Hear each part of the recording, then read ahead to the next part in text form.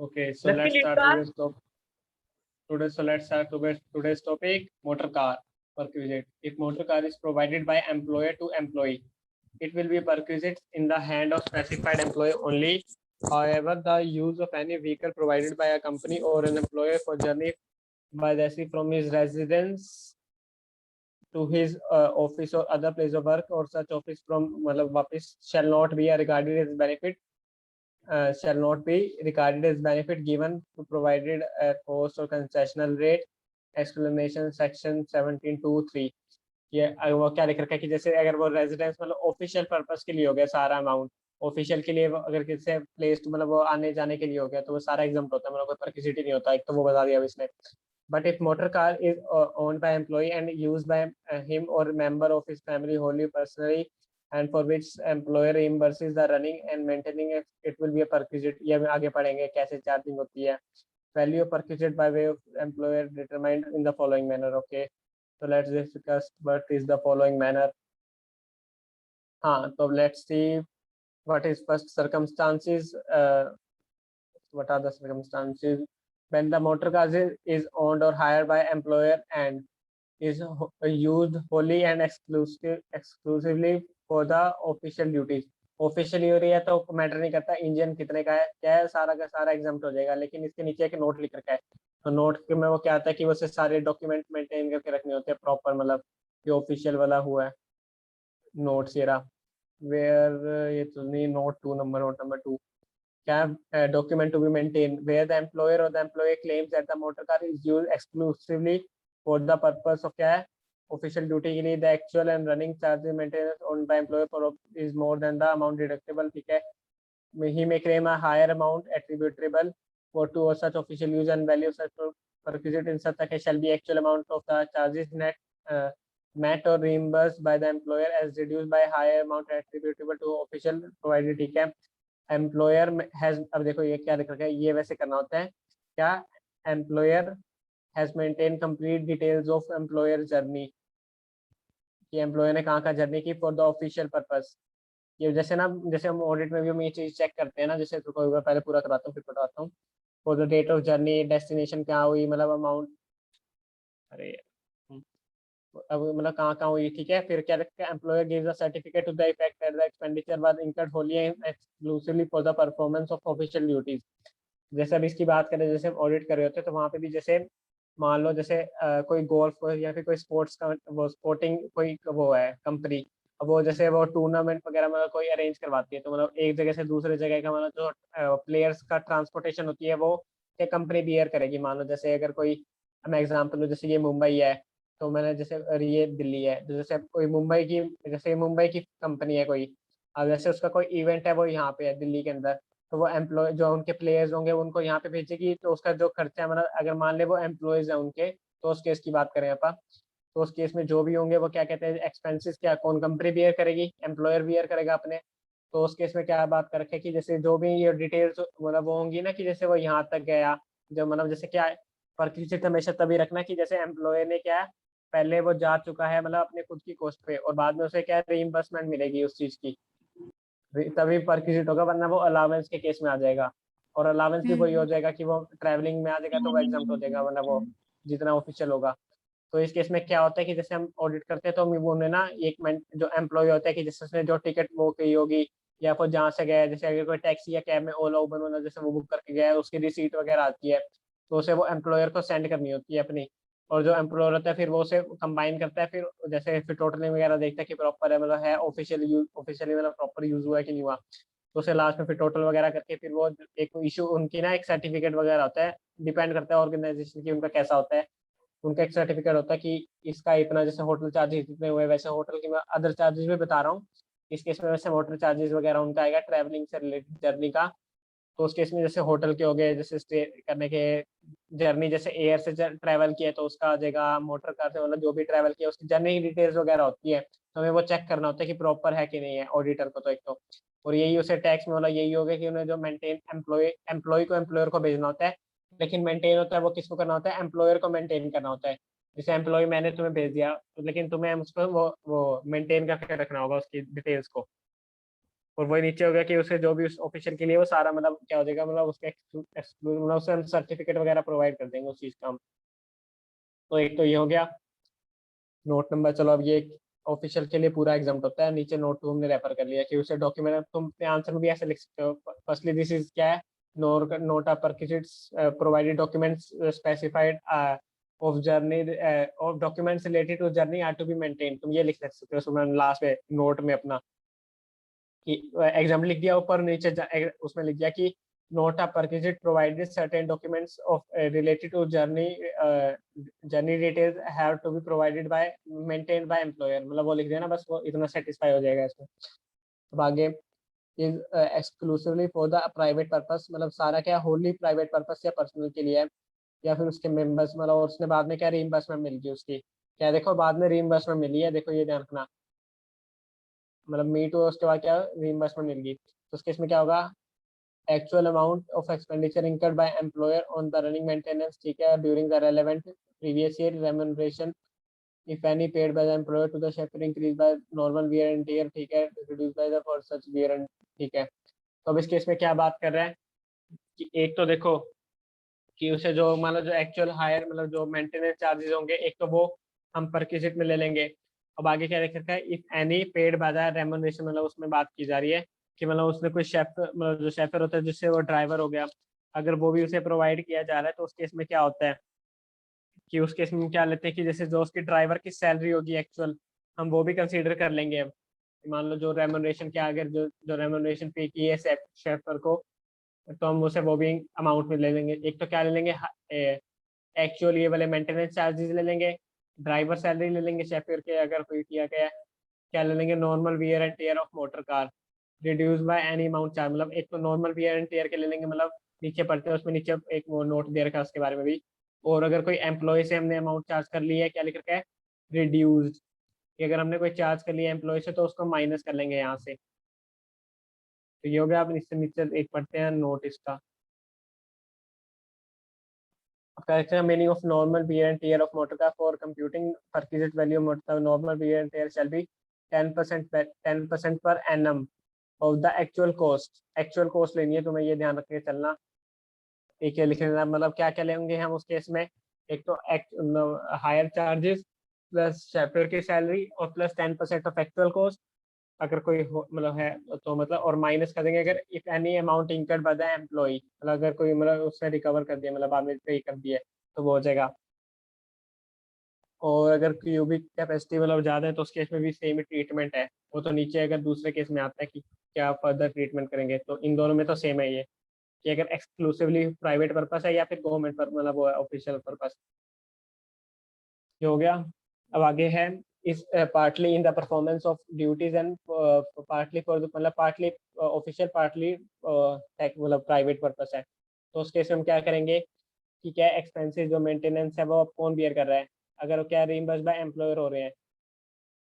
कि मतलब क्या है, मतलब बाद में उसे एम्प्लॉयर रिइम्बर्स कर देते हैं, तो क्या ले लेंगे हम 1800 प्लस 900 क्या शेफर का ले लेंगे टू द रन द, मतलब वही कि मतलब क्या हो जाएगा नेट 2700 हो जाएगा। 1800 तो लेंगे ही हम पर मंथ,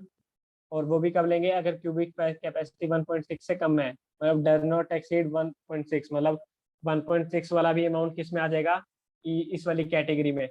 अगर एग्जैक्ट 1.6 है तो ध्यान रखना। उस केस में क्या लेंगे 1800 प्लस 900, अगर क्यूबिक कैपेसिटी 1.6 से ज़्यादा है तो हम ले लेंगे 2400, अगर शेफ्योर भी है तो 900 लेंगे अगर कोई ड्राइवर वगैरह प्रोवाइड किया गया उसे तो। और सेकंड केस की बात करें तो क्या है, एक्सपेंसेस क्या है, अगर रनिंग एंड मेंटेनेंस प्राइवेट और फुल्ली मेट बाय एसएससी, मतलब अगर एम्प्लॉय बियर कर रहा है उस केस में तो क्या 600 के ले लेंगे और क्या ले लेंगे 900 का वो, ठीक है। तो इस केस में मतलब क्या हो रखा है कि मतलब जैसे कार हमने एम्प्लॉयर ने प्रोवाइड कर दी लेकिन उसके जो एक्सपेंसेस है वो एम्प्लॉय बियर कर रहा है, तो उस केस में हम क्या ले लेंगे कि जो 600 और ये क्या है, ये ध्यान रखना कि इस केस में कार ओन्ड बाय एम्प्लॉयर की कार है, ये एम्प्लॉय की कार नहीं है, तभी हम ये जो 600 ले रहे हैं। वरना कहीं हो कि एक्सपेंसेस एम्प्लॉय बियर कर रहा है तो हम वो क्यों लेंगे, क्योंकि इस केस में एम्प्लॉयर की कार है, तो उस केस में हम 600 उसका ले लेंगे और 900 उसका ले लेंगे, और शेफर अगर कोई प्रोवाइड किया गया है। और क्यूबिक कैपेसिटी ज़्यादा है वन, अगर 1.6 है तो उसमें 900 प्लस 900 ले लेंगे। ठीक है, चलो ये हो गया। और अब आगे सेकंड केस अब आता है कि एम्प्लॉयर, अब किसकी कार है ये, एम्प्लॉय की, but running and maintenance charges are reimbursed by employer, अगर वो रीइंबर्समेंट मिल रही है उसे तो क्या ले लेंगे, क्या है, such reimbursement is fully for official, अगर वो क्या, अगर ऑफिशियल पर्पस के लिए तो सारा, जब भी ऑफिशियल पर्पस पूरा हो तो क्या सारा सारा एग्जाम्पल देगा, लेकिन नोट टू जो ऑफिशियल वाला डॉक्यूमेंट्स है वो ध्यान रखना एक पॉइंट लिखने के लिए। और क्या लिख रखा है, official purpose and private purpose the actual amount of expenditure incurred by the employee as reduced by the amount specified section 17C1। तो इस केस में क्या होता है कि अगर जैसे रीइंबर्समेंट क्या है, जैसे एम्प्लॉय की, मेरी गाड़ी है खुद की एम्प्लॉय की, तो उस केस में क्या होता है कि जैसे अब ये आ गया, हाँ अब जैसे इस केस में ना मैं तुमको ऐसे एक्सप्लेन करता हूँ यहाँ से।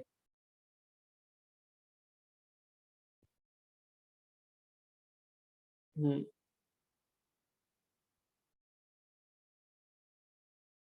जैसे इस केस में मैं एक्सप्लेन करूँ कि जैसे एक्चुअल जो एक्चुअल है, एक्चुअल एक्सपेंडिचर कितना हुआ है, जैसे हम बात करें 50,000 का, और ऊपर से जो हमारा परचेज, जैसे मान लो अगर शेफर भी प्रोवाइड किया गया है और ये एम्प्लॉय की गाड़ी है, मुझसे मैं बात कर रहा हूँ, तो वो भी पार्टली ऑफिशियल पार्टली उसमें आ रहा है, तो तुम केस में क्या करते हैं, जैसे हमने ऊपर मान लो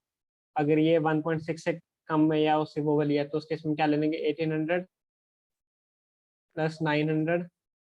इंटू 12, तो जो भी फिगर कितनी आएगी कैलकुलेटर में कितनी फिगर आएगी निकालते रहना खुद भी अपना, 12 ये आ जाएगी 32,400। ठीक है, ये आ गई अमाउंट, और इसको हमें माइनस करना है ऊपर वाली अमाउंट से, तो इस केस में नेट कितना हो जाएगा, -50,000, तो आंसर आ जाएगा 17,600, ये पर क्यूजिट हो जाएगा, पर क्यूजिट ये मान लिया जाएगा अगर एम्प्लॉय की गाड़ी है, इफ एम्प्लॉय ओनर, उस केस की बात चल रही है इसमें। अगर मान लो यहाँ पे अगर वही 27 क्यूबिक कैपेसिटी होती तो यहाँ पे हम वो अमाउंट चेंज कर लेते, 2400 ले लेते हैं यहाँ पे बस, वो चेंज पर केस, वो ध्यान रखना अपना कि एम्प्लॉय, पहले ये देखना गाड़ी किसकी है, फिर उसके आगे जाना, फिर आगे केस में चेक करना। सबसे पहले तुम ये पूछना गाड़ी किसकी है, पर्पस क्या है गाड़ी का, भैया, मतलब हाँ, एक्सपेंस कौन बेयर कर रहा है किस केस में, इस केस में, इसी वाले केस में? हाँ इस केस में भी वही है कि एम्प्लॉय ओनर है एंड एक्सपेंस रीइंबर्स हो जाएंगे, रीइंबर्स बाय एम्प्लॉयर। एम्प्लॉयर कर रहा है। हाँ, हाँ तो ये हो जाएगा इस केस में, वरना अब खुद सोच के देखो, एम्प्लॉय की गाड़ी मेरी खुद की गाड़ी ना, तुम रीइंबर्स कर रही हो, तुम में से क्या परक्यूजिट बना रही हो हम्म। उसका तुम, मैं गाड़ी कहीं भी घुमाऊं। ये भी होता है ना कि यूज किसके लिए कर रहा है, यूज उसके लिए मतलब, मतलब ऑफिस प्राइवेट या पार्टली। देखो ऑफिशियल अगर जहाँ भी आएगा वो तो पूरा का पूरा एग्जाम्प्ट हो जाएगा। हाँ, परक्यूजिट अगर तो मान होगा लो, नहीं। हाँ अगर प्राइवेट पर्पस है, प्राइवेट पर्पस मान लो मैं अपने, मेरी गाड़ी खुद की, मैं प्राइवेट पर्पस कर रहा हूँ, अगर मुझे रीइंबर्समेंट नहीं मिल रही तो मैं किस लिए टैक्स, मैं किस चीज तो का तुम कुछ टैक्स नहीं, बनाओगे भाई मेरा। हाँ, कुछ नहीं। हाँ अगर मेरे को रीइंबर्समेंट मिल रही है तो उस केस में क्या होता है, एक तो जो हमें एक्चुअल अमाउंट ये वाली मिलेगी हमें, एक तो ये वाली मिलेगी, और जो हमने ऊपर जैसे स्टेप में निकाला था कि पार्टली अगर एम्प्लॉयर की गाड़ी होती तो वो कितना चार्ज हमें टैक्सेबल होता, वो हमने लेस कर दिया उस केस में, तो पार्टली वो हम जो लास्ट में, पार्टली। हाँ तो ये आएगी फिर वो टैक्सेबल हो जाएगी। हम्म, ठीक है, ठीक है। हाँ और इस केस में वो ये लिख रखा है कि वो 2400 वाला हम ले लेते हैं अमाउंट। और लास्ट क्या है, if where the employee owns any other automotive conveyance but the actual maintenance charges are met or reimburse by employer, तो उस केस में क्या है, अगर वो ऑफिशियल पर्पस है तो क्या सारा टैक्स वही एग्जाम्प्ट हो जाएगा, मतलब वो हो जाएगा नॉट एप्लीकेबल, इस केस में लिख रखा है। उस केस में मतलब मैटर नहीं करता कि वो गाड़ी कितने की है, मतलब अदर कन्वेंस है तो मतलब 1.6 में क्या मैटर ना करता हो, मतलब वो अदर कोई हो तो उस केस में हमें पता नहीं, तो इसके मतलब अगर ऑफिशियल पर्पस है तो वो बनेगा ही नहीं, लेकिन नोट टू में से ध्यान रखना कि नोट टू तुम्हें मेंशन करना है, कि देखो ये यहाँ पे मेंशन करता है नोट टू। एक तो ये हो गया, तो क्या लिख रखा है, search and reimbursement for partly purpose और पार्टली में वो लिख रखा है, तो उसमें क्या होगा कि पार्टली ऑफिशियल पार्टली प्राइवेट है, तो उसमें तो एक्चुअल अमाउंट क्या है incurred by employer as reduce by 900 की अमाउंट। अब इस केस में क्या होगा देखते हैं एक बार नीचे भी, सी नोट टू भी, अरे अच्छा नोट टू ही बता रखा है इसने भी। तो इस केस में क्या होता है, एक तो देखो जो एक्चुअल अमाउंट इसने, जैसे इस केस में हम क्या लेते हैं, सीधी सी बात है, अगर कोई अदर देन अदर वो लोकोमोटिव इंजन है, अदर कोई ऑटोमेटिव मतलब जो भी है इन कोई वो है अदर ऑटोमेटिव है ऑटोमेटिव, तो उस केस में मान लो कि मैं ऊपर से अमाउंट ले लेता हूँ, ये तो ऐसे कॉपी पेस्ट कर देते हैं, नीचे को कर दूंगा मैं कंट्रोल सी, इसको भी चलो क्वेश्चन को छोड़ो, कंट्रोल बी। अब एक्चुअल एक्सपेंडिचर मान लो इस केस में हुआ था 15,000 का, 15 थोड़ा ज़्यादा ले लेते हैं वरना वो अमाउंट बने ना, 33,000 का। और इस केस में मान लो कि हमें सीधा लेना होता है, अगर मान लो इसमें शेफर भी लिख रहे हो ना, अगर शेफर वगैरह को प्रोवाइड कर रखा है तो उसमें वो नहीं लेंगे शेफर का, तो इस केस में हम सीधा ये ले लेंगे ये चीज। तो मतलब ये अमाउंट कितनी आती है, 10,800 आ जाती। ये अमाउंट आ जाती है और टैक्सेबल कितना हो जाता है, रिड्यूस बाय सच अमाउंट हो जाती है 900 पर मंथ। तो टैक्सेबल हो जाता है 10,800 माइनस करे तो 33, 23, 22, 200, ये अमाउंट पर क्रेडिट होती। और ये ध्यान रखना कि किसकी वो अदर ऑटोमेटिव इंजन है, एम्प्लॉय का है, और क्या है उसे रीइंबर्समेंट मिल रही है, अगर रीइंबर्समेंट नहीं मिल रही तो बनेगा ही नहीं कुछ भी, ये ध्यान रखना। और शेफर का इसमें मैटर नहीं करेगा, अगर लिख रखा हो ना शेफर का कहीं 900 एडिशनल मत जोड़ देना यहाँ पे कि कहीं प्लस ऐसे कर दो, ये नहीं लेना तुमने, तुमने 900 पूरा वो मिलता है हमें 900 की बस। और होली प्राइवेट अगर कि ये तो वो केस था कि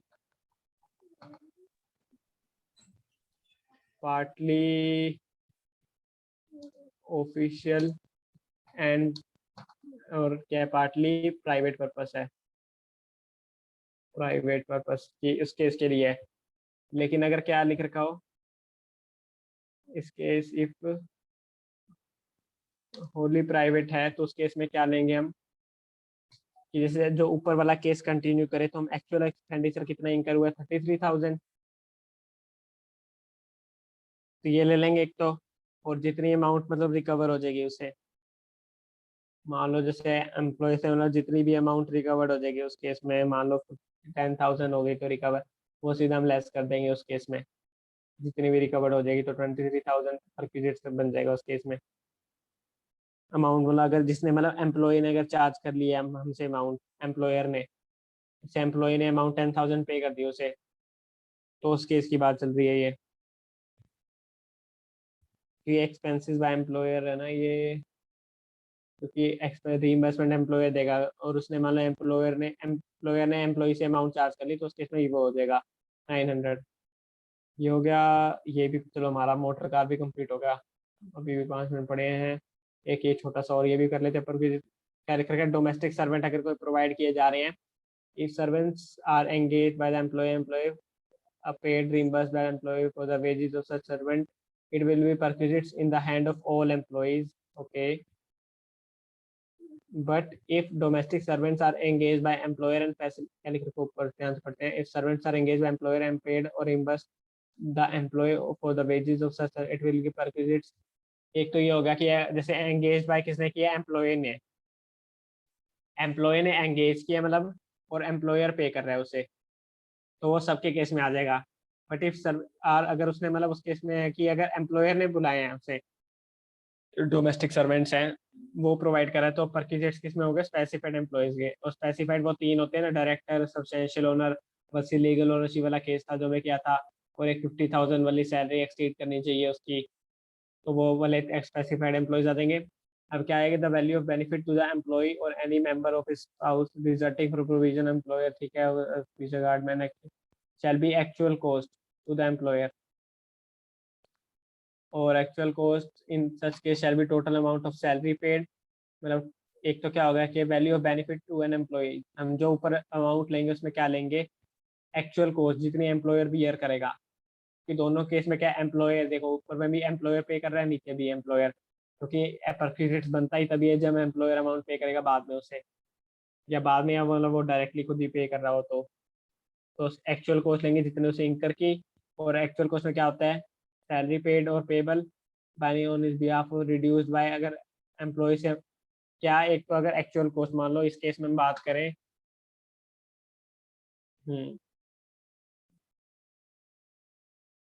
कि सर्वेंट एंगेज बाय एम्प्लॉयर की बात करें, servant engage by employer and paid by employer ने किया है उस केस में, तो इस केस में क्या होगा, और उस केस में मान लो कि एक्चुअल में हुआ है, मतलब एक्चुअल मतलब सैलरी पे की है, salary is equal to 3000 per month की है, ठीक है। तो इसमें क्या हो जाएगा कि 36,000 ये टैक्सेबल हो जाएगा पूरा का पूरा। और अगर हमने, लेकिन अगर कोई अमाउंट है वो हमने चार्ज कर लिया एम्प्लॉय से, मान लो अगर 10,000 हमने चार्ज कर ली, तो उस केस में ये हो जाएगा 26,000, ये टैक्सेबल हो जाएगा उस केस में। एक्चुअल कॉस्ट और क्या लिख रखा है, reduce by any amount paid by the employee for such service, तो ये हो जाएगा। ये केस कर लेना। Value of gas 2 minutes remaining है हमारे पास, ये भी हो सकता है। If gas, electricity are taken by employee and employer paid the reimbursement of such expenses, it will be perquisites in the hand of all employees. क्या लिख रखा है, गैस टेक, अब देखो इसमें भी वही है, एम्प्लॉय ने लिया है और एम्प्लॉयर पे रीइंबर्स करा है, तो उस केस में क्या है, सभी एम्प्लॉय के। लेकिन अगर गैस कनेक्शन क्या है, एम्प्लॉयर ने दिया है उसे, और पेड भी वो करा है, प्रोवाइडेड बाय एम्प्लॉय, मतलब परक्विजिट्स तो क्या स्पेसिफाइड एम्प्लॉयज के केस में होगा, तो उस केस में हम वही आगे नीचे करेंगे, चार्ट से रेफर करने को कहा उसने। If payment is made to agency supply gas और कंपनी, अगर कोई हमने जो एम्प्लॉयर ने अमाउंट ही उन्हें गैस एजेंसीज या उनको डायरेक्टली पे किया है, तो उस केस में होगा sum equal to amount paid on that account, on the account of employer to the agency, जो भी एक्चुअल अमाउंट होगी इक्वल टू वो ले लेंगे इस केस में, अगर डायरेक्टली उनको किया है। लेकिन supply is made from resources owned by employer, मतलब जैसे मेरे खुद के थे, तो उस केस में क्या ले लेंगे, जो मेरे को manufacturing cost per unit charge हो रही होगी एम्प्लॉयर से, तो वो हम बेनिफिट ले लेंगे। तो ये भी हो गया। where the employee is paying any amount in respect of such services, the amount so paid shall be deducted so value। एक तो बस ध्यान रखना कि अगर हमने एम्प्लॉय से अमाउंट चार्ज के लिए तो हमें रिड्यूस करनी है, और जो हमने दो अभी ऊपर वाले परक्विजिट्स किए ना, तो इस केस में जो सर्वेंट और ये वाला, इस केस में ध्यान रखना कि अगर एम्प्लॉयर ने मंगवाए हैं उन चीज़ को, लेकिन एम्प्लॉयर रिइंबर्स करे तो वो सबकी सभी के केस में आएगा। लेकिन अगर एम्प्लॉयर ने भी मंगवाए हैं और एम्प्लॉय उन्हें पे कर रहा है, तो उस केस में क्या स्पेसिफाइड के केस में कवर होगा। ओह चलो देखो in okay, we covered three perquisites today। Low fourth भी हो सकता, नहीं फोर्थ नहीं होगा, सेशन एंडेड होने वाला है बस। भैया लास्ट है ना ये सेशन?